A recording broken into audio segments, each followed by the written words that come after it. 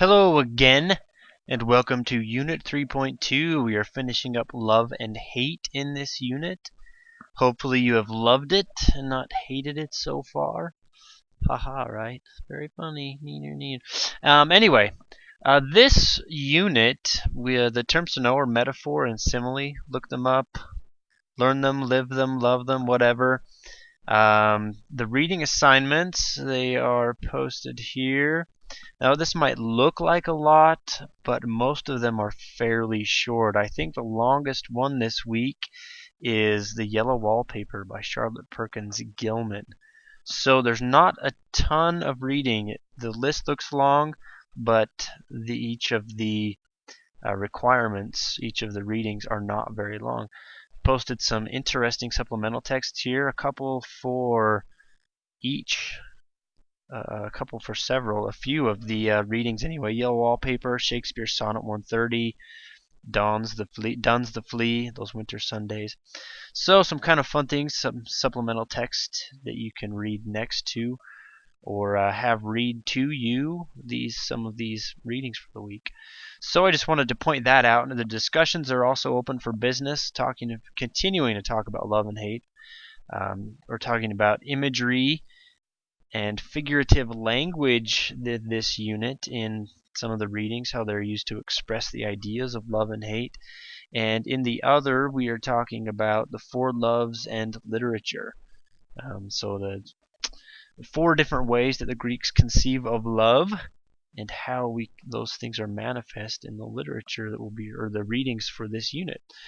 So that's for the discussion boards. Now, a note on the discussion boards. Several of you have mentioned in your mid-course feedback, which I really appreciate, the things I've heard from many of you as I try to improve as a teacher and to make the course better for future students. It's good to hear from each of you.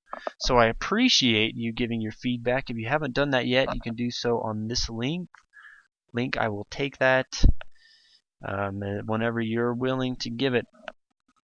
But several of you have mentioned some things about the discussion boards in there. One being that you would like it if you could lock or hide others' posts until you posted yourself. Now, I've looked into a way to do that. There's not a way to do that in Moodle. It would be nice, but I can't hide that from you, unfortunately. Another thing that was mentioned was has to deal with the discussion board expectations and or the requirements for responses. Now, if you'll note here in the discussion board participation expectations and tips document that I've given to you, that I'm gauging your work in the discussions on the quantity and the quality of your postings. So the quantity, some of you have had problems with that. Post 4 days a week, 50 words or so. But if you'll think about this,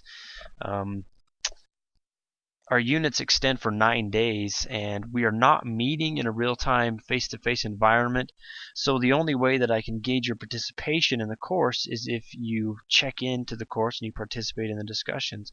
If we were going to a class over a 9-day period, say it was a 3-day-a-week class, that would be 4 class times when you'd be expected to check in. So I don't feel like I'm asking you more than I would otherwise if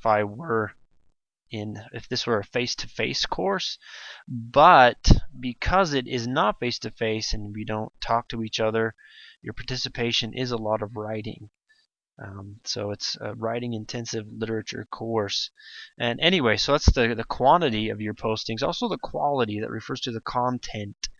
And I've given some pointers here. Someone brought up the idea that you wish you were required to give constructive criticism in the discussions when it was needed, but you can. I have made room for that here in my tips on the quality of your postings, that it should relate to the unit's readings, etc., add additional information and insight. You can elaborate on previous comments from your peers.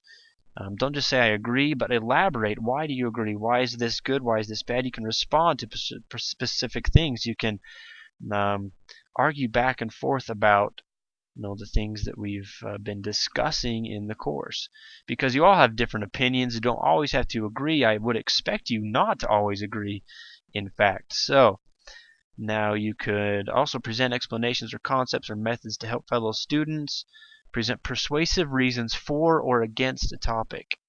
So just review these things and they might help you in your discussion post, in your responses, etc., to make that a more enjoyable, fun, useful, whatever experience for you. I know we're over halfway through the semester now, but it's always a good thing to check back at those expectations and tips to kind of gauge how well you're doing in the discussions. Now, I noted in my grading of your process drafts that if you wanted me to give feedback on both of those drafts, to let me know via email. So do that. Let me know if you would like feedback as you prepare those. If you decide to prepare those for the final course portfolio, let me know and I will give you additional feedback other than that you've already received from your peers. Now, just a heads up, beginning next unit is the revision workshop. That starts November 10th, goes 13th. So have that in mind. That process draft, the due date for process draft number 3 is coming up.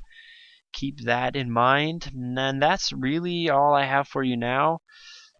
If you have any questions, please do feel free to let me know. My inbox is always open.